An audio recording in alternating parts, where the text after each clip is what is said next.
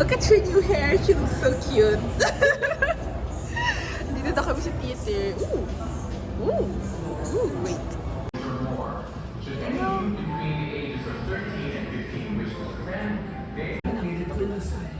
Please reach out to these organizations for a safe space to find solace.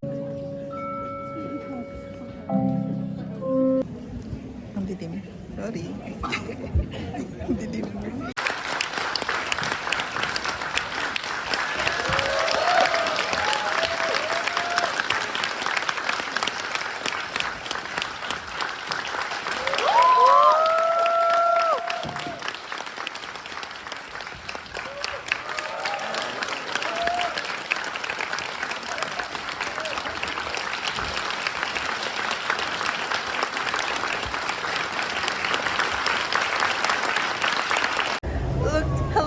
Look at the merch we bought.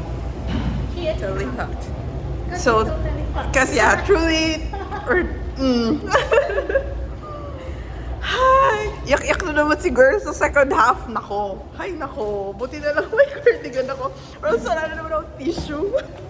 Wala na naman akong tissue, ate. Tapos umubos na naman siya. May tissue ako kaya hindi kita binibigay kasi lalong kumuloy yung mga mo eh. Hi! The youth. Yun lang. Okay, good morning. My bangs really are cut weird, but we do what we do. Good morning, and it's my first time going back to the office in a bit. Do what you will with that information. And feeling ko ang haba ng leave ko. But no, it was just 2 days. It was just because it was a Friday and then a Monday. That's why I felt like it was so long. And I feel tired. Kahit nasabi ni Bari, I am on 100 today. Pero dapat lang kasi nga, feeling ko ang dami kong kailangan gawin. But, wait. I need a moment of concentration. Okay. Anyway, I dreamt of the Hunger Games. Okay. I didn't dream that I was in a universe where the Hunger Games existed. I dreamt that I was an audience in a Hunger Games play. Which brings me, alam kong there is a Hunger Games live on stage in London, I think. And feeling ko na tie-in siya into, because we watched Spring Awakening. And first of all, na-overwhelm ako na ganun pala kami kalapit sa stage. I did not expect to be that near to the stage. And feeling ko na tie-in siya dun sa I'm still thinking about Sunrise on the Reaping. And yeah, yun. So, but then, naalala ko na this time last year, I also dreamt of the Hunger Games. One time. But that one, I was in the Hunger Games. Because that was when I was trying to read Sunrise on the Reaping. So, sana good omen that from being in the Hunger Games, I'm now just an audience, which is kind of also bad. It makes me sound like I'm someone from the capital, but I'm not. You know I'm not. Okay, girl, ano na naman yung pinagyayap mo at Tuesday morning? Sana naman maka-arrive ka sa office on time. And thanks to my two podcast listeners na message me and comment about the things I yap about. Hello to you guys. You know who you are. So I hope you had a good Monday. And what else? The sink situation. The sink situation is stressing me out a bit because nabili ko na yung sink. I'm so happy about that sink. I will The kwento about the sink is a bit too long, but not really, but just a little bit too private for the internet. But anyway, nabili ko na yung sink. And the thing is, may person kami na contact to like do repairs and mga renovations and stuff dito. Pero feeling ko hindi siya available this week kasi hindi siya that responsive. Or he just doesn't want to do it because it's just a sink. So, naghahanap pa kami ng someone else to install it, which is worrying me kasi nga, well, wala pa naman flight pa uwi si na mama and papa, but like, I place, syempre, hindi ko na pwedeng iwan yon. I have work and everything.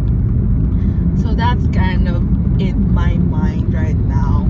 Pero, feeling ko, may nahanap naman na kaming alternative. Let's try to be positive about it. And worst case scenario, the sink will just be there. Until we can find someone to do it. I'm so excited about that sink though. Okay. 2 videos of me just talking about this sink. Okay. So that's one down. And also, nakabili na din ako ng bigger mirror. Because if you've been to my place, you've seen how tiny my restroom mirror is. So, nakabili na din ako ng bigger mirror. And I think ma-install na siya ni Papa later. Kasi ma-deliver na din siya later. Ayun. And so, Tuesday. Yeah. I think the roads are a lot clearer because obviously if you've been living in a hole, you know the entire gas price situation now and what led to it. So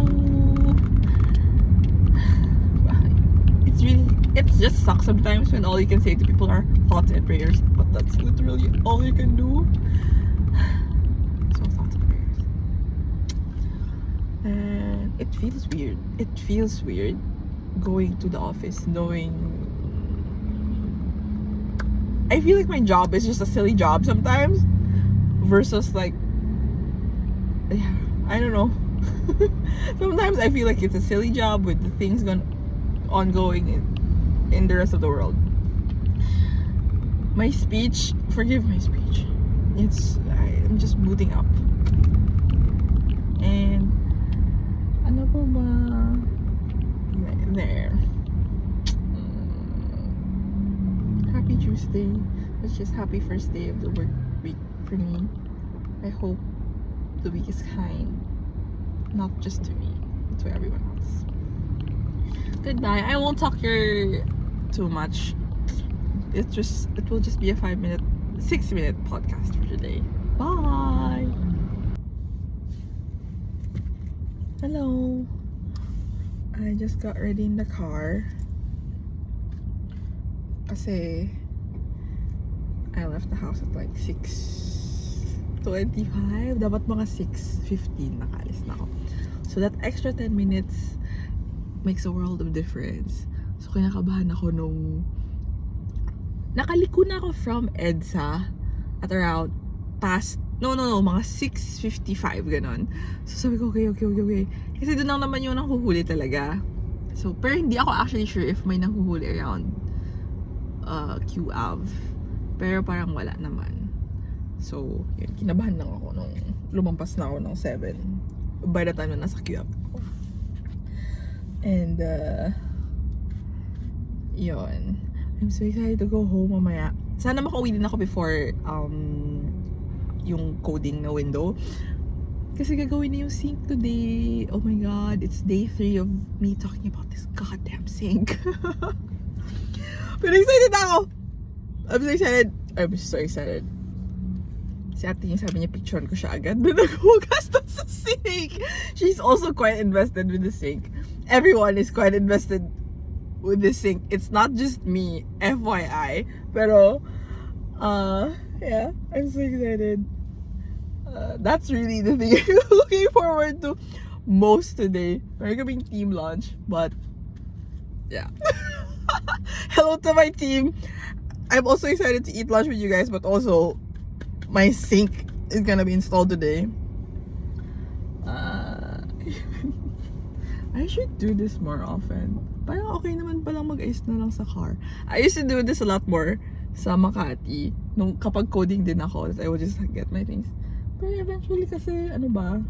Hindi ko alam. Tinatamad lang din kasi talaga si girl. But yeah, I think okay naman pala siya that I do this. Yeah. Okay, bye! Oh my god, tomorrow! Later, I'll show you the sink. Sana maganda. Bye-bye! Video muna. Wala ka. everything.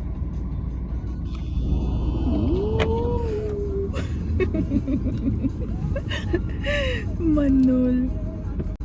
Hi. Do you see them eating?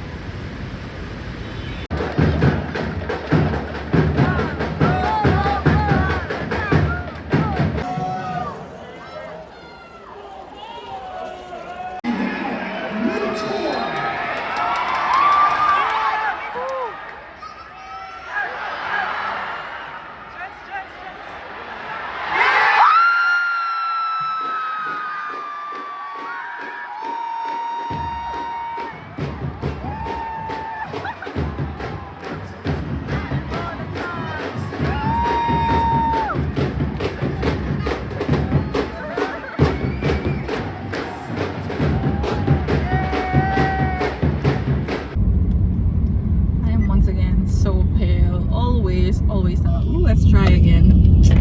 Oh, di ba? Pak. Nakakatuwa lang to kasi I realized from the last video na kita yung apat na nakasakay sa car if ever. A little bit. If the person on the passenger seat kind of okay, sir, you be careful. Ikaw yung sobrang lapit sa kanya sa harap. Okay, there's this motorcycle in front of me. Na masyado siyang distracted by his phone. Okay, on my way to the office. My parents just left this morning. It's their flight in a bit. Tapos, I'm so tired. Ang dami lang kasing inayos pa before that. And also, other logistics stuff. I need to get energy. Should I buy coffee when I get to the office? I don't know. Nakapagkape na kasi ako. But I think this day needs actually more coffee. And nababother ba kayo sa tissue na yun? Lagi siyang nandyan. Hindi ko talaga siya tinatanggal dyan. It's just there. Yeah. Good luck to me. That's all I have to say for myself. Tapos, happy to report ng aking March walking streak is still going strong. And syempre, when I walk, I listen to my audiobook, and right now it's still My Friends by Frederick Backman. And si girl, syempre, iyak-iyak siya habang naglalakad. So, it really is the season of me just not caring about other people. Na parang, yeah, my neighbors will just see me like randomly. I don't burst into tears, but I am in tears na habang naglalakad dun sa taas. So, I hope they're not too worried. So, it's just because the book that I'm reading is sad. That's it. And I purchased a new audiobook, so yun yung next. Dapat matapos ko siya this March because it's Women's Month. But it's the Ariadne book. Because I remember really liking Circe, and when it's tied, it's always like yung blurb, I think, is for the fans of Circe, you will like this. So, I need to finish My Friends para naman makaabot ako sa Women's Month. Because I will feel like I would be a failure of a woman if I don't finish that book in March. But anyway, we try our best. Ayun. And the sink. Na-videohan ko ba yung sink? Parang hindi ko pa pala so, hindi pa pala close tong chapter na to of the sink. I'll take a video of the sink. And then this video should end kasi parang dami ko ng other yaps. The view to sink, yeah, and sports. Recent things in my head, sports. Kasi first is it all happened in one day. I think it all happened in one day. Si Papa kasi, he bought a Reeves shirt. He's a Lakers fan. So I'm like, and maliit masyado yung t-shirt na nabili niya of Reeves. So he gave it to me. I'm like, Papa, what if I wear this and people magpo-pop quiz sila? Hindi ko kilala si Reeves. Who the hell is he? Tapos sabi niya. Tapos so, because na-stress ako kasi binigay niya sa akin yung t-shirt. And tinanggap ko naman kahit hindi ako basketball viewer. Tapos nung Sunday, kasi nanonood kami nung volleyball game, LaSalle versus NU, the Lady Spikers. So, nung morning, habang nag-aayos kami and everything, the Lakers game was on. And so, napanood ako because I was like, I don't even know who this Reeves person is. So, napawatch ako. And it was a fun game. I'm like, games, I have watched basketball games before. Pero like, games aren't this fun. Pero it was a fun game. It was Lakers versus the Nuggets. And they won. It went into overtime. Tapos, there was this cool yung play ni Reeves, I guess you can do that. Yung if i-miss mo yung free throw deliberately just to get the 2-point shot. So, I was like, so my dad was explaining the rules. Like, okay, pwede pala gawin yung ganyan. And then, it was a fun game. So, I think the universe is like saying, girl, I think you need to watch Lakers games para lang ma-happy din yung dad mo. Because I saw how he lit up when I was like engaging with him while watching the game, na parang, ganito pala, ganyan. And then, so he was explaining na ganyan. Tapos, ayun. So parang I have this like, I have to support the Lakers now because I have a Reeves shirt. It's really nonsensical. Tapos, so after yun, sinanalo na. So happy kami. We actually, tinapos talaga namin yung game bago kami umalis ng bahay. So as we were going to the Moa Arena, na happy ako. Nasabi ko, buti naman pala na LaSalle yung school ko once again. Because at least, parang, I have another tangent about school spirit and school loyalty some other time. Pero, the one thing na I'm like, I'm not attached to our sports teams. Pero I remember being such a fan or such a sumusubaybay talaga in my first year of college. Kasi like, school spirit, yay, animal, whatever. Pero after, wala naman na akong pakialam. Oh my God, it's just, okay, baka lang shaky pala yung ganitong view. Anyway, bahala na kayo. Kung kayo mahilo, wala akong pakialam. But, yung parents ko and Ate Ying, they're quite invested with the sports teams, the volleyball and the basketball teams. So, parang, even after na nag-graduate na ako, parang they have a team to support. And that team wins. Hindi naman siya yung parang, wala lang. Belated appreciation for my school that they win games. So, sobrang excited nila because it's the first time they're gonna watch a UAAP game live. And it's a good game kasi nga, I think it's the end of round 1 and it's LaSalle versus NU and parang sila yung, I think, top 2 teams of the girls right now. So, parang it was a good game and less pressure kasi hindi pa siya finals and it was relatively easier to get tickets kasi kapag finals talaga, like, good luck. So, and yun, buti naman nanalo. And, the funny thing is, nakaabot pa kami sa men's cause, dun sa schedule, it says 9, the morning yung men's, and then sa hapon yung women's. At 3 p.m. magsa-start yung LaSalle versus NU. Pero dumating kami dun ng 1:30. Actually, magtutu na yun kasi we ate lunch quite late. Hindi pa tapos yung men's.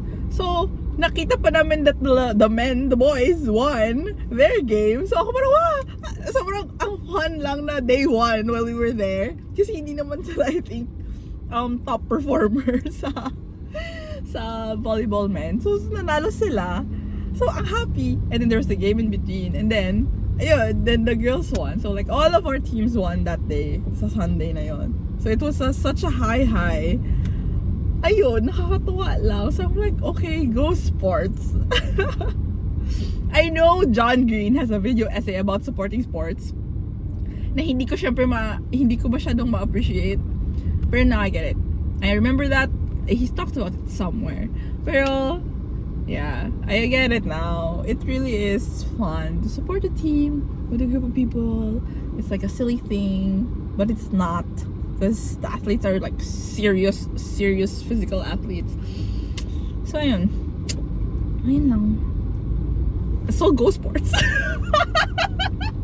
This video is I love my sink and suddenly I love sports. Bye. This is the thing.